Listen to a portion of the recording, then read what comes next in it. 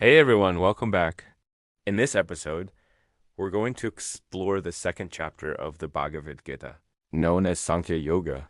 This is where Lord Krishna begins to reveal his divine wisdom to confused and reluctant Arjuna. As always, let's dive in. We left off last time with Arjuna standing on his war chariot facing his enemy forces on the other side of the battlefield.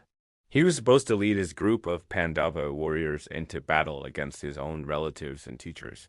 But now, looking at them, he feels overwhelmed with sorrow and compassion.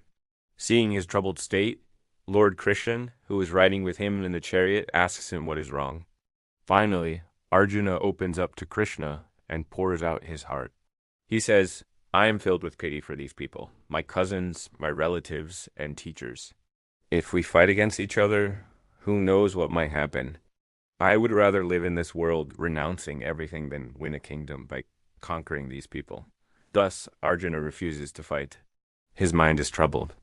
And in this state of confusion, he puts down his bow and arrows and turns to Krishna, asking for advice.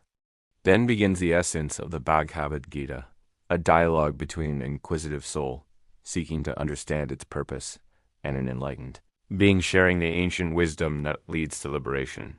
In this chapter, we see the beginning of a remarkable transformation in Arjuna's mindset, laying the foundation for the rest of the epic dialogue. Arjuna's confusion and dilemma arise from his limited perception of reality. He identifies himself primarily with his physical body and senses and associates happiness and suffering with certain outcomes of the battle. He doesn't realize that these things are not under his control. Krishna starts to guide him, beginning with the most fundamental truth that everything in the universe is impermanent and constantly changing. No one can avoid suffering caused by the inevitable change from happiness to sorrow. Even the happiest moment will pass. Everything that comes into existence will eventually cease to exist.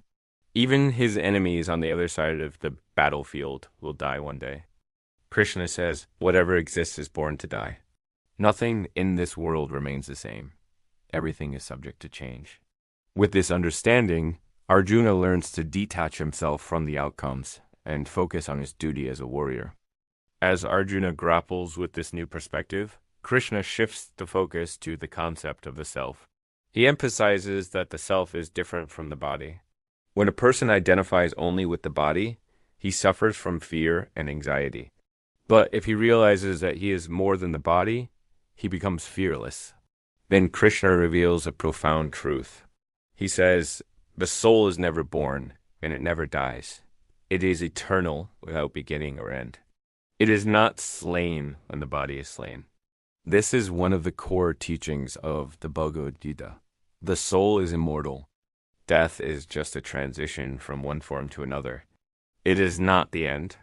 Krishna uses a simple analogy to illustrate this. He compares the soul to a person wearing clothes. Just as the person changes his clothes, but remains the same, the soul transmigrates into new bodies, but remains eternal. He further explains that the soul is like a rider on a chariot. The chariot is the body, and the reins and horses represent the senses and mind. The driver of the chariot is the intelligence, and the destination is determined by the direction of the intelligence. So just as the rider is not affected by the change of vehicles, similarly, the soul is not affected by the death of the body. After establishing the immortality of the soul, Krishna then addresses the root cause of Arjuna's fear, his emotional attachment to the results of his actions. He explains that attachment leads to craving and anger, and that craving and anger bind the soul and prevent it from attaining peace. Krishna says, it is this attachment to the fruits of action that causes suffering. Therefore, one should learn to renounce the fruits of action and perform duties without attachment. Renunciation does not mean giving up one's duties. It means giving up attachment to the fruits of those duties. When we act without selfish desires for personal gain or fear of failure, we attain inner freedom and peace. This is called karma-yoga, the yoga of selfless action. Krishna urges Arjuna to follow this path. He says, you have a right to perform your prescribed duties, but you are not entitled to the fruits of your actions. Never consider yourself to be the cause of the results of your activities, nor be attached to an action. These words encapsulate the essence of karma yoga.